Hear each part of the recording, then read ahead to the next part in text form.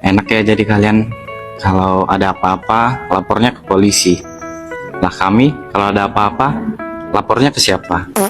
Enak dari mana? Lihat nih, warga laporan ke polisi tapi dicuekin. Kejadian ini berada di Medan, Sumatera Utara, di mana korban melapor ke kantor polisi karena ada masalah dengan tetangganya.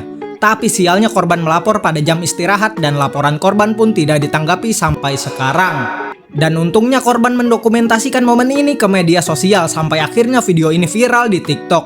Ada lagian salah pak, lapor masalah ke polisi. Mereka itu kerja sesuai jam kerja dan upah kerja. Zaman sekarang lapor polisi udah nggak ngetren. Mending lapor ke netizen biar di tag admin Gerindra. Mereka tidak menangani, mereka tidak mau menerima laporan kami. Mesti jam 2 tank rupanya istirahat orang kepolisian ini. Bajingan polisi leda-lede keparat lah. Bajingan.